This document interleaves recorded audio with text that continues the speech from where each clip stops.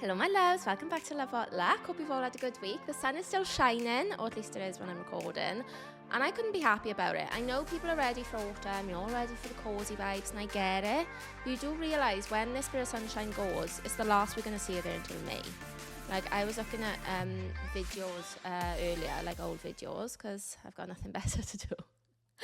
And I found an old video of me saying, finally can go on evening walks. It was May, guys. It was May. I was like, finally blue skies.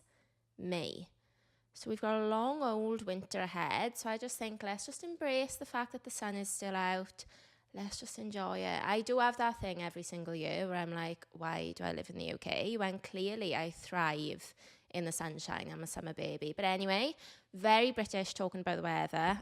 So let's just go straight into this week's story. And I'm going to start with a thread this week. I thought we could do like a couple of quick fire threads. So I think I'm going to start to add them on my Instagram as well. So make sure you follow me if you're not already at Sadie and at Love What Luck. Because yeah, I thought we could get some of these going. What's the biggest betrayal you've ever experienced in your life? Going deep here. My husband slept with a waitress on our honeymoon. I found out that night, left that night, and handed him divorce papers within a week. It was a long time ago, and I've now moved on, and I'm in a very happy relationship. Oh my God. That's giving Along Came Polly. Ruben! Do you know that film with Ben Stiller and Jennifer Aniston? And Ben Stiller's name is Ruben in it. And his wife at the time, they're on honeymoon, and she sleeps with the scuba instructor. And he's like, Ruben! And he's naked. It's just really funny. I just feel like if somebody is cheating on their honeymoon, they've 100% cheated throughout the relationship. There's no way that you don't cheat at all. And then on your honeymoon, you have some rogue outburst. Like, you've got to be a serial cheater to be doing that, because that is moving mad. It's wild. Also, a waitress. That means that you've been eyeing her up whilst we're having dinner. And that also makes me sick to my core. Like, we're having dinner and I'm there like an unsuspecting diner, whilst you two are somehow communicating that you're going to bang later. Like, no thank you. I had a best friend for 20 years. We were there for major events in each other's lives and knew everything about each other. After she married her latest husband, she went no contact. Didn't even have the decency to give me an explanation as to why. Didn't tell me to F off, nothing. No contact from a friend is brutal, oh my God. My ex-husband was in the army and got deployed to Thailand, and I had saved up my money to take our 3 small children back home in the US to see family. At the time, I had never felt closer to my husband. He had just recovered from a near-death experience, and I had just had major neurosurgery, and our youngest child was only 3 months old. I loved my family and thought my husband was a saint. That's going to be the first red flag, I'm afraid. While on my family trip to Texas, I'm buying diapers and my card gets declined. I think it's a mistake, so I try again to no avail. A friend pays for my diapers and I immediately check my bank account and I'm overdrawn. I contact my husband and he tells me that the army has made a mistake on his paycheck and he will try to fix it. It did not become fixed. I had to borrow money from relatives to get back home with my children and feed them till the next payday. Oh my God, the stress of that, I can't. A couple of weeks later, my husband comes home and we are scheduled to attend this big formal ball. During the festivities, one of his friends alludes to him having 3 girls at once. Sorry, that is not a genuine friend, because as much as he's doing the right thing, imagine you're best friends with somebody and she's cheating, and then as soon as you see a partner, you just let it slip. Like, that's a tricky one. I feel like that's really choosing the moral higher ground rather than your friendship. Oh my God, that's really hard, because obviously you want to do the right thing. I just don't think I could do it. See, if my friend was having an affair and was married, I would like have chats with them, be like, you have to end it, you have to speak to your partner. I would do all that and I would say like, this is, disgusting. I'm really, I'm really disappointed in you. But I'd be taking that secret to the grave, I'm sorry. Because for me, like, the friendship would still come first. Oof. That's a tricky one, though. What would you guys do? Does that make me a bad person? Please comment and let me know what you would do in that situation. I just think like telling the partner is just like a whole messy thing. You lose your friendship. Oh God. But then I was going to say, do you want to be friends with somebody that has affairs? But I would want to still be friends with them because, shit happens. Right. Anyway, I'm going off track. So they're at the party and his friend alludes that he's having 3 girls at once. When I question him, he panics and explains that when he was in Thailand, he spent all the money I had saved on prostitutes. Oh, and now he was afraid he had an STD. Oh my God, it keeps getting worse. And that I would need to be checked. I'm sorry, you're telling me to get checked after you've rolled me bay back. After you've been inside, condom free, now you're telling me to get checked. We've had stories like this before where that guy had chlamydia from his wife. That to me is the ultimate betrayal, because betraying my heart, my feelings is one thing, but my health as well. Like, if you've had sex with prostitutes in Thailand, there's a high percentage that you are carrying something in you in other regions. It's not going to be good. So how dare you think that you can, oh my God, infiltrate me with that? That is disgusting.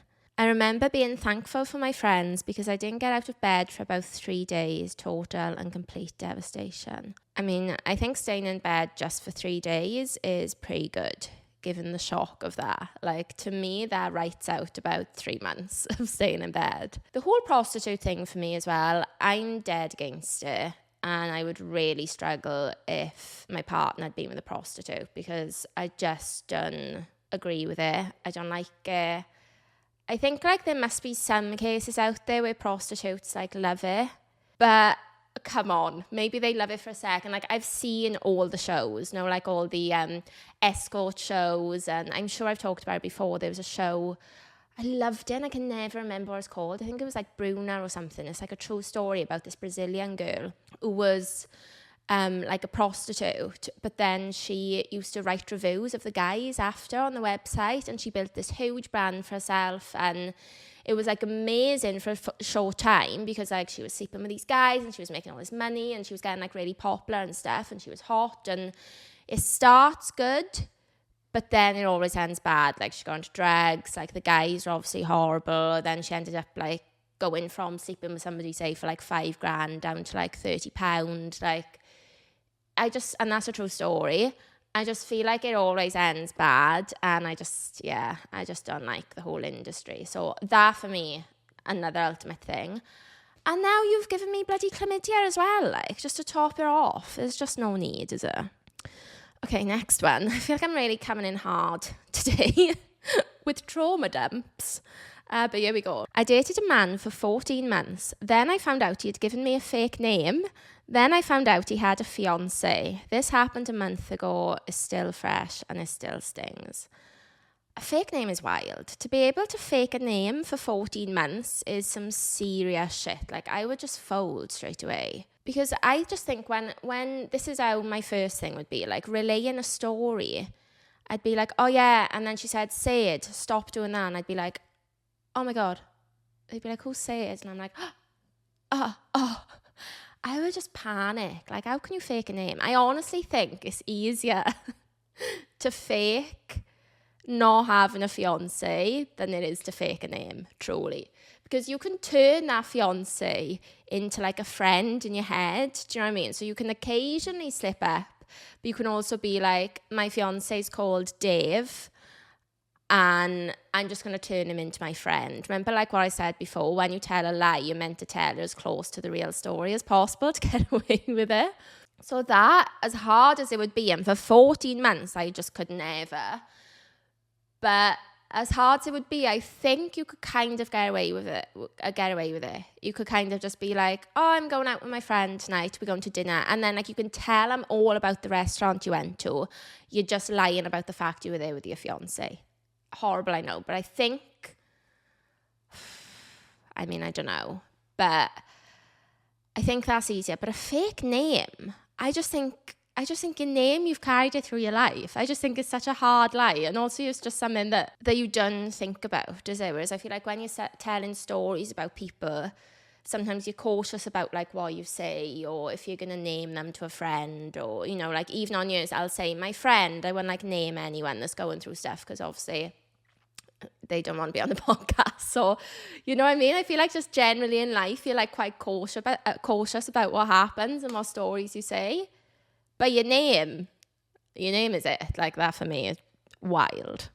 Obviously, the fact he's lying about a fiance is also horrendous, but you know. My brother ran off with my girlfriend to get married in Vegas. People are just crazy, aren't they? I honestly think there must just be something in all of us that is just like addicted to a thrill and just absolute chaos. And there's like, there must be like a trigger inside us that just fights it, you know? They're just like one moral hanging on, like, woo, come on, I got you. We're going to stay on the good path here. And most of us are able to do it pretty well. But then some people just lose the battle with themselves. Like some of you are not meditating for 10 minutes every morning and it shows. Some of you are not doing the self-work. And it shows in the decisions you make. And you need to run off and get married in Vegas with your brother's missus. Like, I just don't think you do. I just think, like, my brother-in-law literally calls me, like, if he texts me, he, like, will call me sis. There's just, like, an automatic thing of, like, they become, for me, your family. They like your brother. Do you know what I mean? Or they like your sister. It's wild to me that you could be with somebody and like, I'm talking like as an adult. I feel like seeing somebody and fancying their brother is something that happens like when you're a child. But when you actually fall in love with someone, well, you then see their brother and you're like, oh my God, he's hot. I'm just going to hop over to him. What's the point? What is the point? They're really not going to be that different probably. But yeah, talking about meditating, I've implemented my evening routine this week. Remember I said my new therapist said to like do some of my morning routine in the evening, because I never realised, right, until I got this job, how important it is to decompress after work. Like, I feel like my last job was quite boring and it really wasn't, it was just a struggle bus every day, to be fair. And it was every day in the office and it was just a big slog. So when I came home, I never really needed to decompress or anything. So I felt okay. But this job that I'm in now is so full on and so like high pressured and like quite stressful, and you've got to be switched on and stuff, that when the day finishes, I found that I was just like, most of the time I work from home, like shutting my laptop and then sitting on the sofa and just like going on TikTok or something just to like stop my brain thinking. But then I was saying to my therapist, I was like, then the evening's gone. Do you know what I mean? You all know what it's like on TikTok. I'm like, oh, I'll just go on here for 15 minutes. An hour passes easily. And then I feel like the stuff you see on TikTok, there's so much of it that sometimes it's like fun and really easy and I love it. But some of it can be like quite intense. Like obviously I have loads of relationship stuff on there. Also, I'm on true crime TikTok. I mean, who isn't? So sometimes you just like get lots of things. And also, most of the time I cry on it. I get a hope core video, and as nice as they are, I'm crying. And I saw this story on there the other day. There was this guy and he'd won a lot of money on a radio show, like 100 grand or 125 grand. So the woman said to him, like, congratulations, and it's live on it. Congratulations, what are you going to spend the money on? And he said, I'm going to spend it on a tombstone for my late wife. And she said, oh, I'm so sorry to hear that, how long she'd been gone. And basically his wife had passed away like 6 years ago. And he said because he was a pensioner and obviously not working, it was hard to save up for it. So he still hadn't been able to buy her a tombstone. So at this point, everyone's crying on the radio show. I'm crying watching it, I'm tearing up. And then she says, well, his name was John. Well, John, you know, congratulations, you can get your wife a tombstone. When are you next going to see her? And he said he goes to visit her every week. He goes to visit her grave every week in the cemetery. And I just think that is the sweetest thing. Bearing in mind, we live in an age where you can't even get a text back for a week. I do it myself. I will leave texts unread for a week. What's my excuse? What is my excuse? Sometimes you go on a date with somebody you don't see him again for another 3 weeks. Again, what's our excuse when this man is going to the cemetery every week to visit his wife's grave? It was so sweet, and then it's so emotional. You have to watch the video. I'll link it in the show notes just for you to see. Although I think you have to have TikTok to see it. You have to have a TikTok account because they've changed the rules now, so that it's actually shit. I can't send TikToks to people anymore unless they've got a TikTok account. It's actually so annoying. But anyway, I'll leave the link in case you've got TikTok. But at the end, he says, wow, I can't believe it. I've never won anything in my life. And then he stops himself and he says, actually, that's wrong. I won the love of a wonderful woman. Sweet, sweet John. Like, such a sweet story. But yeah, it makes me cry then. Honestly, the amount of Hope Co videos, they're so nice, but I tear up. And when I say tear up, it's fully crying every time. So anyway, back to my point. It can be quite draining, I find. So she basically said to me, like, rather than going for a run in the morning or on lunch, go in the evening. So that's what I've been doing. I went on a hot girl walk the other evening. I rang my mother for it. 50 minutes I was gone out for. Went out to the sunset and it was really nice. And then I felt like that's like much healthier than basically just going on TikTok. And then I feel like when I'm walking and speaking to someone, or if I was just like listening to a podcast or like wherever, that's the decompressing, and it's also taking me away from the laptop and the flat. Because also, like, if you work from home, you'll know that like that it's really hard to switch off. I'm not complaining, I love working from home, but if like literally I live in a flat, so like my laptop's there, and when you shut down and I'm just here, if it pings or whatever, then 9 times out of 10, like, it's so easily accessible, I'll still answer it, do you know what I mean? Whereas I feel like when you leave the vicinity and you wander out, then it's just better all round. So yeah, you know, I'm big on my morning routine. I've literally done like a YouTube little vlog on it and stuff before. But yeah, cheers to evening routine. The only thing is now is coming winter time and it's going to be dark at bloody 4 o'clock. So everything's going to be in the darkness. So that concerns me, but we'll cross that bridge when we come to it. Okay, and then I've got another story for us. My girlfriend is slowly ruining my life. I mean, be careful what you're going to say next. It might be the wrong audience here. I have been with my girlfriend for about 2 years now, and over that time we have been through a lot. We started off as good friends and then moved on to dating. This was awesome and great at the start, but that has changed over time, and now I don't know exactly what to make of it. I had a girl best friend, always the catalyst for problems, can I just say? We've heard it here first. And we hooked up 2 times in our friendship, way before my current girlfriend. Again, always the case. We both wound up deciding that we should just keep the bedroom out of our friendship. Well, when the girlfriend found out about it, she turned it around and said that my best friend and I were in a relationship and that she didn't trust me anymore, and that if I wanted to stay with her, I needed to cut off all communications with my best friend.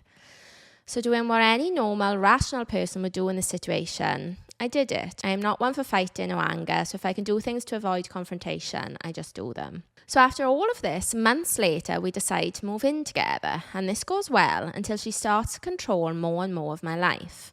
I used to hate those people who get in a relationship and disappear from the face of the planet. Well, that is me now. Oh God, that's sad actually. Since I had to cut off my best friend, that entire group of friends was cut off because my girlfriend doesn't know them that well and doesn't have much fun around them. Okay, now this is where the issue is. The best friend thing is so difficult, the girl best friend, because she's listened to podcasts like this. She's listened to stories. She's probably had experience of it before, where the friends have always banged, and it's not nice because it makes you think that, right, you obviously have fancied each other at one point, you've slept together, and you like each other's personalities because you're friends, so why aren't you together? And that, I just think, is such a normal, completely rational thought. Boys and girls can be friends, 100%. If they've never slept together or kissed each other, then you know that it's always been platonic. That's a different thing, and that's fine. But I just think, if I was friends with a guy and at one point I kissed him and stuff, that means that I was attracted to him at one point. Does that attraction ever fully die? I don't know, especially when you still get on with them and you're messaging them all the time. I do think it's really hard. It's a really hard thing, I think. Although I will say that when you're single, depending on what's going on in your life, it's very easy to just kiss someone in it. So you could have started off completely platonic, and actually it could still be platonic, but you're in a situation where you haven't had sex for a while, you're feeling a little bit horny, you look over, you're speaking to your friend who gets you, he completely understands you, he's nice, blah, blah, blah, and you think, do you know what, let's just do it, it's been a while. So there are situations like that when you've actually got no proper interest in them. They're just there at your time of need when you're single. And obviously there is a thing where then when you're with somebody, you're completely loyal to that person. But I just think because there's always that thing of like, when you're single, you might hook up. It's not very nice for the partner, is it? And I think that works both ways. Like, I can't imagine any boyfriend being completely okay with seeing somebody and being close friends with somebody that they've had sex with. They would do the whole like, it's not you I don't trust, it's him. You know, he's going to try it on with you. Like, that's what happens. Guys usually hate you being friends with guys anyway because they don't trust them. Imagine you've already slept with them. So it's a big issue.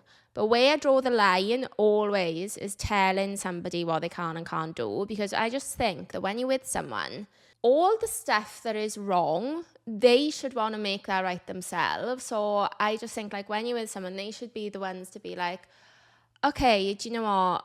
I used to see this girl all the time, but now I'm with somebody, I understand that would be disrespectful and I'm going to stop that. I used to text this girl all the time, and do you know what? This isn't right now. Like, she used to be my booty call, and yeah, we're friends, but it's not right now I'm with somebody. Same for Instagram. Like, do you know what? I always used to speak to this girl on you. Now I'm not going to. And like, they should put everything right because they've got that respect for you. And if they don't do that and they're only not going to do that when you ask them, I don't think that's a good person. I don't think it's the right person. Like, if I've got to ask you to not do something disrespectful, it's not a good sign, is it? So I feel like they should do that, okay? And then I feel like if you're asking them to do something extra, it's controlling. And if you're new, I've been in controlling relationships in the past. I have had my fair share of them, and there's honestly nothing worse. They're actually soul destroying, and I rebel against them now, like probably too much, where I just can't handle any type of control like that, because you've got to put it in this situation. If this guy is not genuinely not doing anything wrong, he's got absolutely no feelings towards this girl, it's completely platonic, imagine then being told like that you can't do it. That's like distrusting then, because you've just got to trust your partner is going to do the right thing and not put you in that situation. So when you're starting to control them and you're telling them who they can and can't see, that shows you don't trust them. That's like the start of the end, and it's just going to make you resent them. Literally like this guy by saying my girlfriend is ruining my life. Controlling, it's just never good. It just pushes the person further and further away. Honestly, the last controlling boyfriend I had was just so intense. There was no way that I could have still loved you after it. There was just no way, because you just give me so much hassle over stupid shit. Like, I've said the story before, I was on a bus and he thought I was on the tube and he thought I was lying over that. And I'm like, why would I lie about being on a bus? A bus. Do you think I want to be on this red bus in London at night? No, I don't. We all know that the time that I lived in Fulham and I was pretty much on the red line. Yes, I was riding the bus. Like, it just creates so much hassle that you just end up hating the person, honestly. It can never be good. So that's where I draw the line. Like, you can't tell somebody to not be friends with them. You can express your feelings and let them make the right decision. But I just don't think you can tell somebody to stop doing something. I think it's out of order. Also, stopping and being friends with the group because she doesn't have fun with them. Like, come on, hun. Okay, so he's cut him off. So rather than ever seeing any of my friends or really doing much else, we hang out with her two best friends, which happened to be her best friend from my high school and her boyfriend, who happens to be my girlfriend's ex-boyfriend. So her best friend is going out with her ex, and now she wants her current boyfriend to hang out with them after she's told him he can't be friends with somebody that he's previously been with. Okay, that doesn't make sense. We are well out of high school, but she holds on to high school type things. What started off as a totally drama-free relationship has turned into tiffs about who's friends with who said what to who, and it really bothers me. So as the months and now years have gone by, well done, I have become more and more aware of what is happening and more depressed about the whole situation. We are planning on moving to a different state later this year, and I am really not feeling 100% about it. I do want to set the record straight. I do love her. Our relationship has great moments, but these things that are happening make me worry. What do I do? I just feel like if you're saying I'm not 100% in something, you've got to go for the no. I just always think you've got your gut. I always say this, like you've got the voice of reason is your gut. And I listen to that so strongly. And I just fully trust it. I think you've got to get to a place in your life where you trust your gut. And if you're not 100% and you're thinking this isn't right, and you're thinking, I mean, he's literally started it with my girlfriend's ruining my life. Like, if you're thinking someone's ruining your life, don't move away with them. I just think there's only one answer to that, and that's to end it. Although, can you let me know if you've ever not listened to your gut and that's been the right thing to do? Because I'd actually be really intrigued to hear about that. Because I feel like lots of the stories are like, I listened to my gut and thank God I did. And like for me, I always listen to it. But is there a time when like you've had a gut feeling for somebody and you thought this isn't going to work, or you've maybe not been feeling it, but you've not listened to your gut and you've persevered and then it's worked out for the best? Like, please let me know that, because I'd be really intrigued to know that, because like I said, I follow that gut like to the very end. My gut is like my bestie. So I would be keen to know if sometimes she also self-sabotages. Like, who knows? I would just be interested if you've got any stories of that. And guys, if you've got any stories, dilemmas, dating stories, love stories, all the rest of it, then please send them to sadie@lovewhatluck.com or send me a DM. I'm at Sadie Maltby or at lovewhatluck on Instagram. Also my Facebook page, that's just Sadie Maltby. I know loads of you guys message me on there. So yeah, obviously you can send me a you can send me a DM on there as well. It's so funny. Have you seen those videos of the people that say like they besties with the people in work, but the people in work are like in their 60s, and they're like, oh, just off to see Sandra, my bestie in work. Guys, I've taken that so literally that my besties, when I worked in my first proper PA job when I moved here, they are all 60, they're men, and we're actually become friends. And now, like, since we've all obviously left the job and stuff, they've literally retired, we meet up every few months to have drinks. I don't know if I've told you before, I probably have. But yeah, we met up this week. And we were just saying how funny it is that, like, it's those three who are, well, all of them are 60 apart from one. One of them's 60 in a few months. We're going out to celebrate. We're going for dinner. That they meet up forever. And then it's just me. It's literally just the four of us. And we're just like this little crew that meet up from our old job. But they were saying that one of the things they miss most about retirement is speaking to younger people. So they said, like, when you're in work, your average age that you're around is like 30, 40 or younger. But when you retire, the average age you're around is 60 plus. So they appreciate the like younger voice, and it makes me feel young. So great, that's always good. But then I appreciate their older advice. Like, they give me so much advice about like money and life, and like I just always think it's really fascinating being around older people, because they tell you about their lives and like the stuff that's happened to them. And like sometimes they'll say stories and you think, oh my God, that was like traumatic, or that could have been quite bad. But then they're in front of you and like everything's fine. And they were saying, that basically how like everything has kind of worked out. And if they didn't do this, then that wouldn't have made that happen. And like everything, our all just flows basically. Yeah, and I just love that. Like, one of the guys is my old boss, who I used to be a PA for. And he said he only gave me the job because he saw I worked in Chiltern Firehouse, because when I started that job, I had no experience. And it's like, if I didn't get that job with him, I wouldn't have had, like, I had no experience. I was interviewing for so long, nobody would hire me.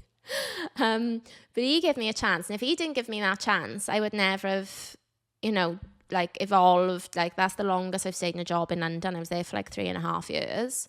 And also got me through COVID and stuff, so super lucky. So if I didn't have that, then I wouldn't be, where I am now. But I only got that job because of Chiltern Firehouse. And I only got the job in Chiltern Firehouse because the girl I lived with at the time worked there as well, and she got me an interview. And there's like so many moments like that where, you meet somebody and then they basically like affect the next part of your life. And it's like that quote I said before, where you can't see the dots when you're looking forward, but when you look above, you can see how things like pan out. So like you'll make a decision today, guys, right? What train to go on, what, I don't know, door to take. You'll make a decision today that in some way will have an effect on your life. And whether that's a tiny one or a bigger one, you'll have an effect. Oh, do you know what? The other day, right? We've moved offices now. I'm in a new building. I went up for a coffee with my friend in work, and we went up to the bar, wherever. And the guy behind the bar was looking at me and, coming round, and he wasn't serving us. So he was kind of like in conversation and walking in and out wherever. And then he came up after and he was like, I was just thinking, I know this girl. I was looking at you and I was thinking, I know her. I've seen her. And he was like, I've realised that I was on the train with you this morning. And I was like, no way. And then he introduced himself and shook my hand and that. And obviously that doesn't mean anything. It doesn't mean anything yet. But like, not that we're going to get together. I don't mean it like that. But I just mean like you can get on a train even and, see somebody. Or like the other day, right, I came out of work and I bumped into a guy that I used to work with, who I loved working with him. I hadn't seen him for so long. And we just caught up in the street. And I was like, what's the chances? Like if I'd left a minute earlier, a minute later, we wouldn't have bumped into each other. Because I literally came out of the door and he was walking the other way. And yeah, I just, I love shit like this, where you just can make like tiny little decisions, even if they don't feel like decisions, like the time you leave somewhere, that will have an effect on something, like who sees you, who you might meet. And yeah, I love that. So anyway, that's what I'm going to end on. Thank you so much for listening. Please make sure you are following me on Spotify. I really want to get the followers up on there. And also then you get the automatic notification when, I don't think you get like a notification, but it'll come up basically like when you open your Spotify when a new episode's come out. So that's obviously always good. Please make sure you are subscribed if you're watching on YouTube. I want to start doing more vlogs and stuff on YouTube as well. And I put quite a lot on shorts there. So yeah, definitely make sure you are subscribed and come and chat to me. Let me know how your week is going. And I'll speak to you next Tuesday. Thank you.